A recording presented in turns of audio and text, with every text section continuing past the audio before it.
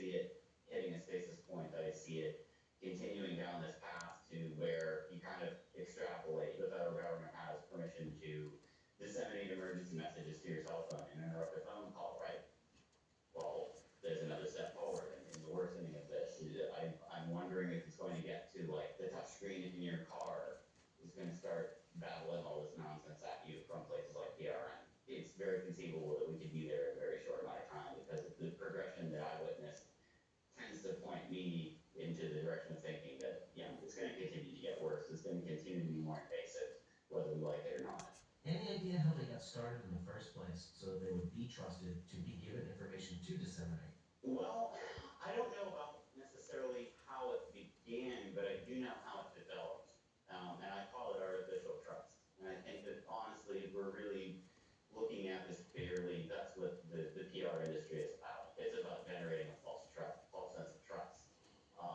Edward Bernays most famously laid the groundwork for all of that through associating this is good, this is what we're going to sell. We're going to thing, the thing we want to sell, and everybody will do the math from there and pick it up and move with it. So the way that, in this case, the modern way that the trust is built, we've already been told clear back in the 50s, and I think this kind of points in the direction of answering your question. By that point, everybody was used to having the trusted news anchor, the Edward R. Murrow and the Walter Cronkite and the Dan Rather later on and all of that.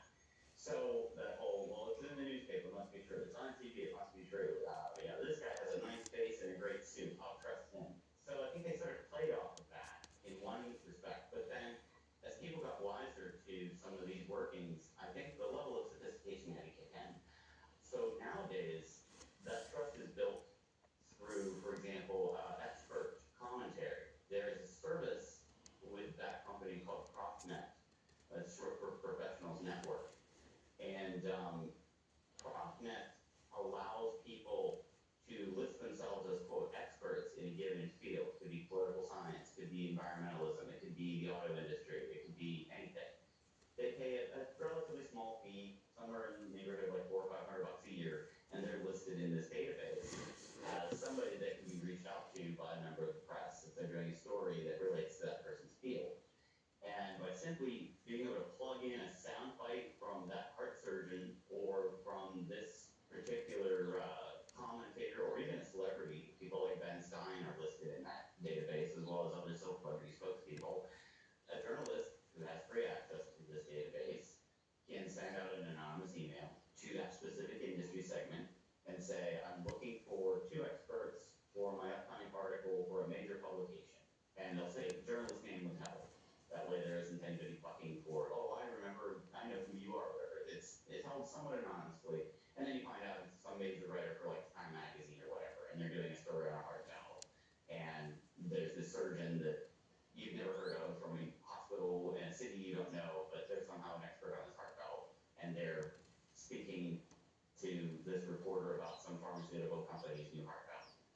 Or if it's a celebrity, I can believe this because I really like Ben Stein. I'll trust that guy's opinion on this topic. So that's a good thing that this journalist was able to get a hold of him. Well, no, that Ben Stein responded, Ben Stein's agent responded to the email inquiry.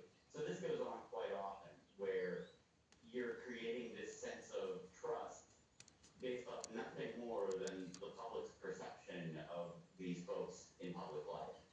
There really isn't any there, to use Crow's phrase. There really isn't a there. It's just fluff. And it's fluff that people have been taught to believe through the very items that they're getting this information from the media. It's kind of a ridiculous, vicious circle, if you will. Those are just such salient points. It's like the Jedi mind trick, isn't it? When I was young, I could flat out remember the news informing us all that the most trusted man in America over something like 10 polls was Walter Cronkite, the man who stood there with a straight face and told us Kennedy was assassinated and told us we landed on the moon. But we're getting close to the top of the hour here, but I would also point out before I wrap up the first hour, go back and look at the movie Citizen Kane, which is regularly voted by Hollywood the best movie of all time. If I remember correctly,